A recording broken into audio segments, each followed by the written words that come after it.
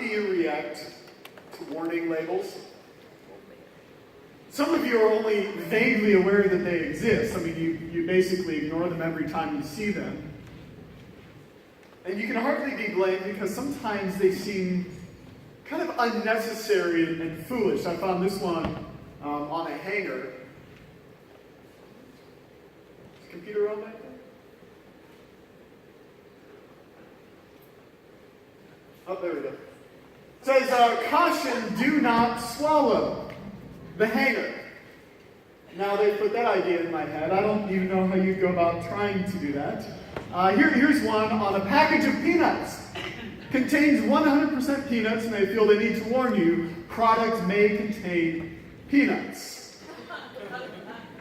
Or this one for kids' medicine, children's Benadryl. If we were to give this to Christine, it warns us that we shouldn't let her drink alcohol while she's on it. She should take care when driving, and we should consult our doctor if she is pregnant or breastfeeding. And so a lot of times they seem totally unnecessary, and yet sometimes they are absolutely needed. I love to go hiking, and a number of years ago I was going for a hike in the Shenandoah Mountains in the springtime, and my old boss had been attacked by a bear. He was out bear hunting, so he kind of was asking for it. But when I was telling him, hey, it's springtime, he's like, oh man, that's when the bears are hungry. And so he's like, here, let me give you some bear repellent to take with you. Now from the name, me being a city boy, I was thinking bear repellent would be something like insect repellent that I would apply to myself generously, and the scent would keep the bears away. There's no warning labels or anything on it. And I'm kind of looking at the bottle, and he says, yeah, just spray that in the bear's face, and it should leave you alone. I was like, that is an important distinction. Because it was basically like super-powered mace. And so I could, see my friend and I going out there like, oh man, here, spray me down first. Oh, the burning just means it's working. And so sometimes, warning labels are needed to avoid severe pain and discomfort. So I was gone last week, but before that we started into this series on the prophets, focusing on Jeremiah. And I just want to remind you, my intention is for you to be able to read it for yourself. So I remember the first time I read through this section of the Bible, understanding almost nothing. In fact, I found a quote by Martin Luther, a famous church figure. He talks about how he found this section to be rambling and difficult to understand. So last time we talked about how the prophets, they arrived and they began to announce to the people their sins. They said, here is where you are stepping out of line.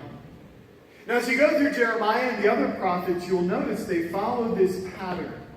This cycle where they'll start by saying, here is what you're doing wrong, and then they will move on to, here are the consequences of your actions, and that's what we'll focus on today. And I find it to be very much like warning labels, describing the consequences of your potential actions. And some of the prophets, they get very vivid in the language they use. So it reminds me of like some cigarette packages, and in some states you're required to like put pictures of lung cancer on the cigarettes as you're buying them. I find some warning labels to be kind of along the same line. This one, warning you what will happen if you get too close to a moving drive shaft. Either that or it's an advertisement for a chiropractor. I can't tell which one. They want to make very clear that you understand how many different ways moving machineries can mess your hands up. So they're very creative, I think, in some of those descriptions. My favorite is this warning sign. It says, do not touch, not only will this kill you, it will hurt the whole time you are dying. And I think that's great, because again, we tend to see the dangers, that doesn't apply to me, right? Guys in the workplace, I remember reading through the operator's, manual for the paving machine that we were working on. And they actually had the warnings in two sections. These are the ones that will mangle you if you don't listen to them, and these are the ones that will kill you. And I just went through checking off all the ones we were ignoring. But they say stuff like that because they want to get across to you, this will be really bad for you. And the prophets, they do the same thing as they confront people in their sin and say, hey, here's how you're stepping out of line. They want to get across to the people how serious this thing is. And so Joel, the prophet, he describes a swarm of locusts that had come in and eaten everything, and he compares it to an army marching in in their rows and just destroying everything in their path. And says, if you don't turn around, this will be in your future. Prophet Micah uses some very creative wordplay in the first chapter of Micah. He goes through and he calls out all these different towns, and he makes plays on words of what their town sounds like. So he tells Beth Ophrah, meaning house of dust, that they will be rolling in the dust because of their shame and grief. Isaiah wanders around in his underwear for several years as a sign to the people that they will be carried off into slavery naked. Jeremiah spends his life warning of the final curse, the destruction of Jerusalem, the exile to follow. And God tells Jeremiah in chapter 19 to go and grab a jar of pottery and to grab some leaders from the town and to take them out into a particular valley. And he has a message for them. And as he assembles them there, Jeremiah begins by telling them their sin. He says, you have worshipped other gods which are fake. You have even gone so far, the people were taking their children and burning them alive as an offering to these idols. And then Jeremiah goes and he describes the consequences. Chapter 19, starting in verse 7. In this place I will ruin the plans of Judah and Jerusalem. I will make them fall by the sword before their enemies, at the hands of those who want to kill them. And I will give their carcasses as food to the birds and the wild animals. I will devastate this city and make it an object of horror and scorn. All who pass by will be appalled and will scoff because of its wounds. I will make them eat the flesh of their sons and daughters, and they will eat one another's flesh because their enemies will press the siege so hard against them to destroy them. Jeremiah assembles them and he describes to them unspeakable horror. What would happen as the armies surrounded the cities and people began to starve to death, and the desperate lengths they would go to try and stay alive. Now it's worth remembering, just like the prophets, they weren't making up rules that the people were breaking. They were always pointing back to the covenant they had formed under Moses with God. The Ten Commandments and the other laws. And in the same way, they're always pointing back to the consequences God described at that time. He said, here is how I want you to live. Here's what will happen if you obey me. And here's what will happen if you disobey me. And this very curse is found in Deuteronomy as God describes it. He doesn't start at this point. God says, hey, if you begin to violate the laws, if you go and worship other gods, I'm going to send you prophets, and they're going to warn you. If you don't listen to them, there's going to be famines. And if you don't listen to that, there's going to be droughts. If you don't listen to that, there's going to be disease. And then you're going to be oppressed. And then this is the final consequence. Deuteronomy 28:53. This was written 700 or 800 years before the time of Jeremiah. Because of the suffering your enemy will inflict on you during the siege, you will eat the fruit of your womb, the flesh of the sons and daughters of the Lord your God has given you. I have to be honest, I don't find this a fun part of the Bible to dwell on. In fact, actually this morning I see all these visitors coming in, and it's Maisie's birthday, and there's a part of me can I jump into the PowerPoint, pick a friendlier warning that Jeremiah gives? And yet Jeremiah sees this coming. Hundreds of years of rebellion, and he doesn't shrink back from the discomfort of standing before the leaders and saying, this is what is about to happen to you. God tells him in verse 10, then break the jar while those who go with you are watching, and say to them, this is what the Lord Almighty says, I will smash this nation and this city just as this potter's jar is smashed and cannot be repaired. So he takes the clay jar and he throws it on the ground. And once the clay jar was broken, it was absolutely worthless. And he says, this is what will happen to you. People struggle with this section of the Bible. Especially people who've never read through it before, and they begin, on this trek through, and they encounter a God described here who feels very different than the God that they've heard other people talk about. I just want to make a few things clear here. God is not saying it's okay to eat your kids. Don't go home and do that, please. God is not saying this is a good thing. He says this is a horrible thing. I want you to think, though, about the purpose of a warning sign.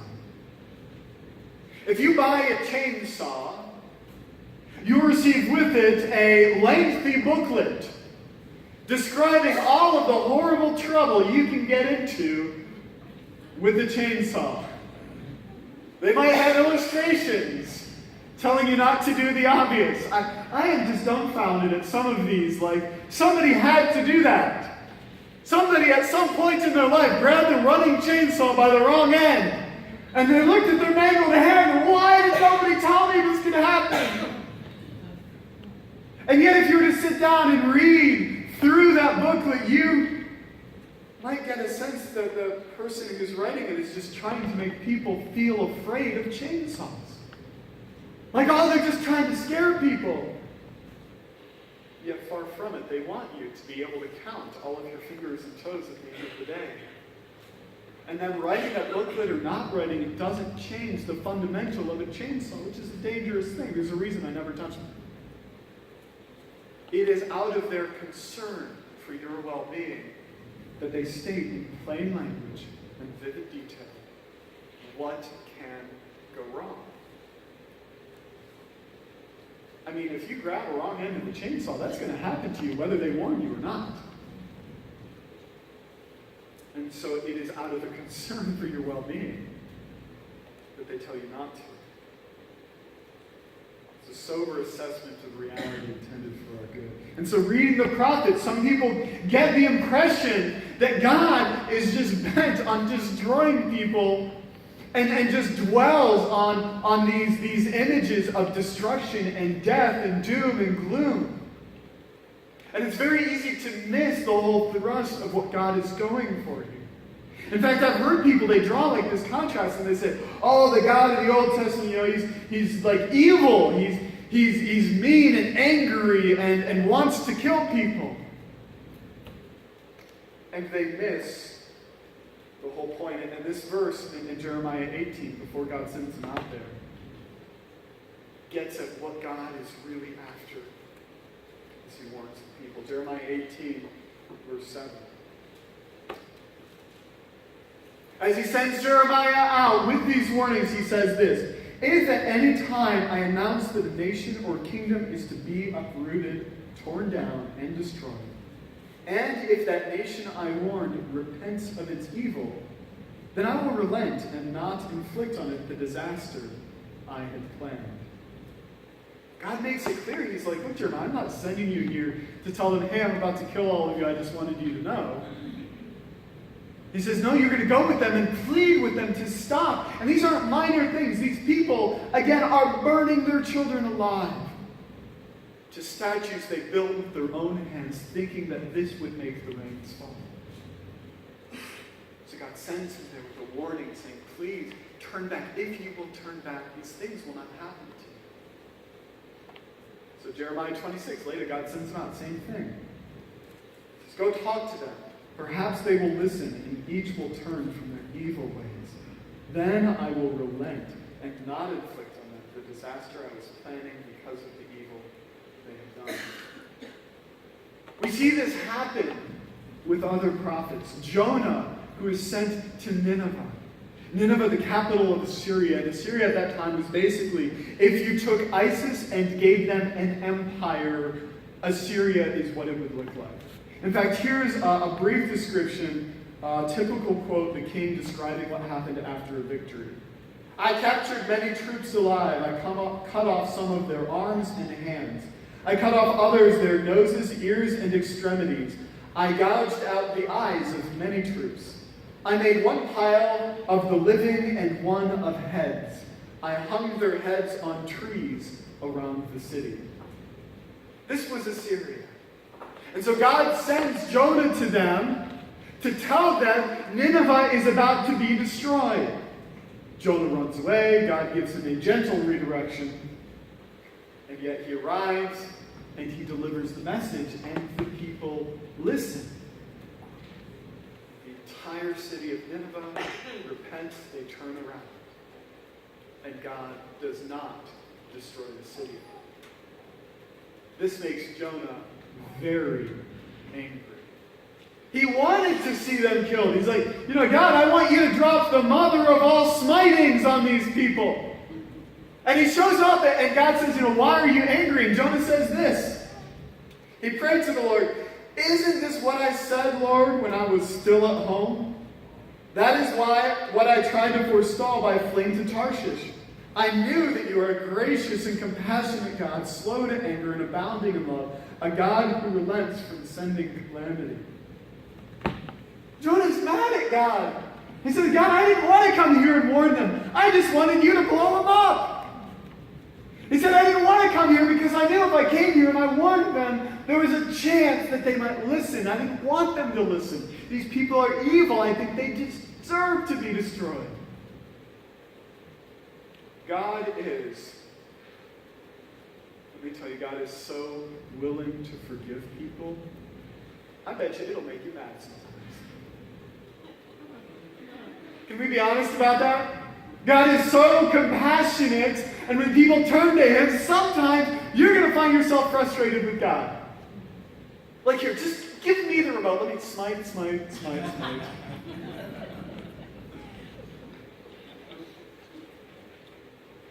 The same people, and I've heard, people, talk about it. Like, let's just, nuke the whole Middle East and just, all these evil things. And again, God is the one, though, who in that moment is saying, no, these are the ones I want to turn back to me. Because I want to forgive them. God wants to forgive the people we don't want to. I think we're all fortunate that this is true. And so Jeremiah comes to the people with this message, and I hear this quoted often. And again, it's so much more important to me understanding what else Jeremiah was saying to them. That he was warning them, and God tells them this, I have loved you with an everlasting love. I have drawn you with unfailing kindness. And it happens several times through the history of Israel. Remember, the prophets, they're covering hundreds of years of history. And so some of the prophets, they come and they warn the people and they listen. And you have just a handful of kings and they say, I want to serve God, and we will tear down the idols. And we will return to the God who made us. And disaster is put off a little bit longer. And a little bit longer. And yet, by the time of Jeremiah, the people had grown so hardened.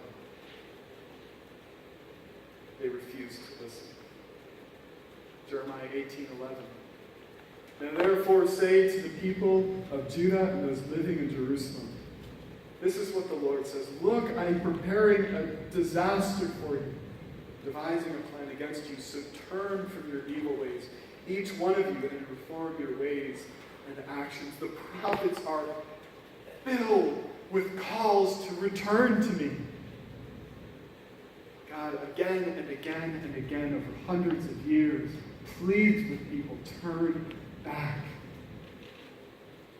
I had a student text me yesterday, a former student in North Carolina, and he said, I know that I'm on the wrong road. He said, I'm hanging out with these friends, and, I'm doing things that I'm not proud of. I don't feel they'll accept me if I'm not doing the same things with them. And it was just I was so grateful that I got a chance with him to plead with him, turn back. I've walked down that road. I've seen where it ends. You're still young. There's still time. Just turn back and follow him now. Don't go down that road. And this call, it's not like you're following your GPS and it'll say, oh, you can take this other route and it'll save you a few minutes on your way.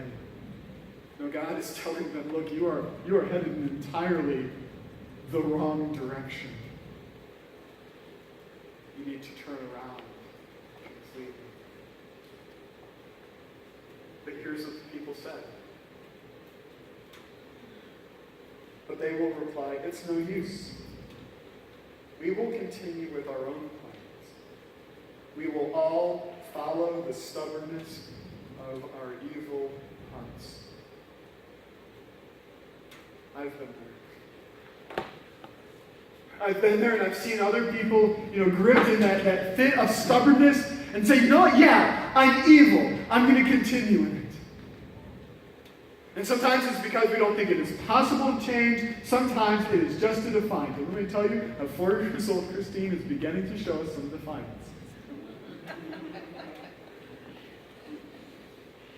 We plead with her. Even Mitchell, he's 7 months old. And he goes for the same cabinet I pulled him away from 5 times today. And he hears me say, no, Mitchell. And he looks at me and he smiles and he crawls faster.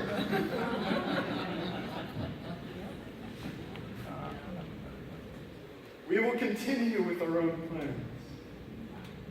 We will follow the stubbornness of our evil hearts. And that is what happened. They continued 40 years. In Jeremiah's life, they continued to ignore him. And then it happened.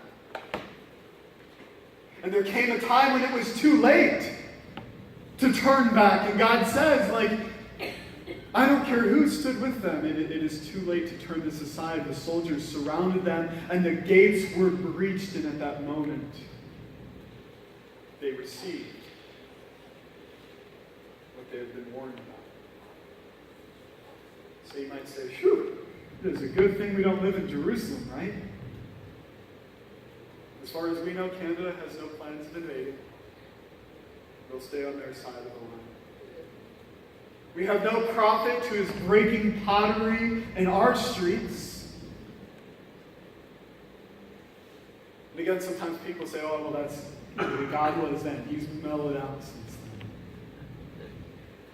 then. And yet Jesus, when he walked this earth,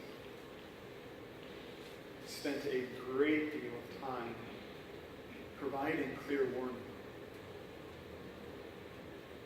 We forget that sometimes. We're going through the book of Luke with the students downstairs. We're just kind of chapter by chapter, just read a chapter every week. And it was amazing to me because I hadn't, really noticed it until I was like, man, every week it feels like we're talking about hell. Every week. And I went back and I noticed how many of his parables and his teachings that Jesus tells the people who are there listening to him, there is a very real event coming. He used words like this. He says, the road leading to hell is wide and well paved. Now, you might need to go to Jonesboro to see one of those, but this road is well paved and well traveled, and you may travel along it and not realize it until you reach the destination. Jesus said there will be a dividing point. And he says, I will separate you like a shepherd stands and separates out the sheep to one side and the goats to the other side. Jesus says, I will stand there and it will be on a single factor, your response to me, he says. And he says, there will be a point where it is too late.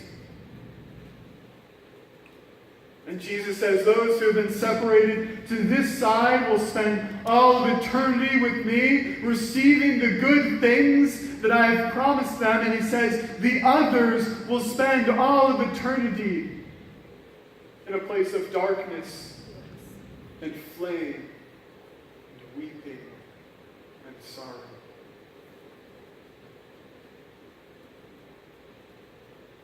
So you must choose today. Just like somebody who reads the manual and they say, here is what is expected of me, and here are the consequences. I present to you today the gospel is that God loves evil people. God loved the people of Nineveh, and he loves the people of Thayard of Men. God is willing to take all of your rebellion, all of the consequences that you have coming to you upon himself. He asks you to come to him and put your trust in him. If you will follow him, he promises life everlasting. Peace with God not possible on our own.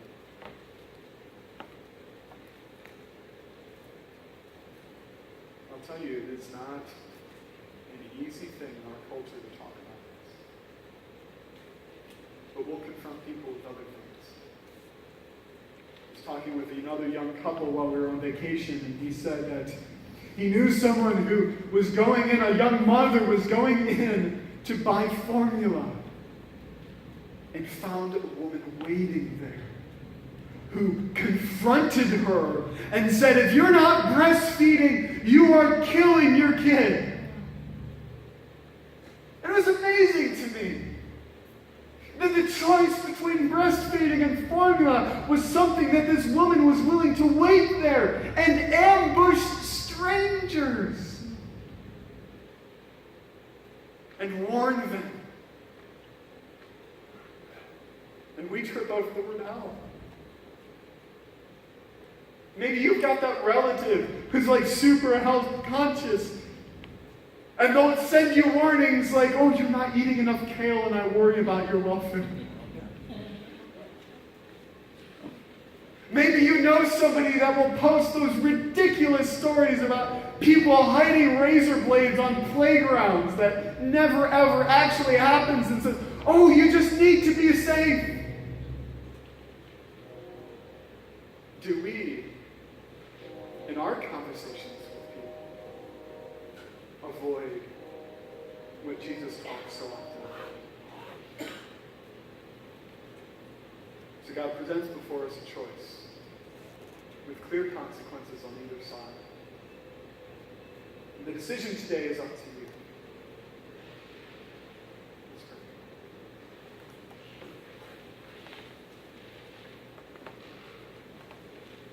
God, I thank you that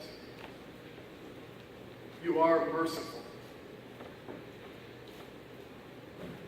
That you simply do not bring justice cold and uncaring to the people who do deserve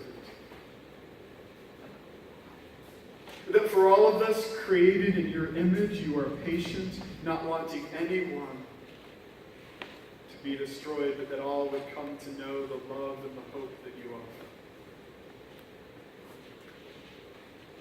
Yet, God, we don't want people to be uninformed. So I pray that you would remind us in our own lives as we wander in our paths, as we follow the stubbornness of our own hearts, that you have called us to greater things. That you would help us to be salt and light in a culture of darkness and bitterness. In Jesus' name.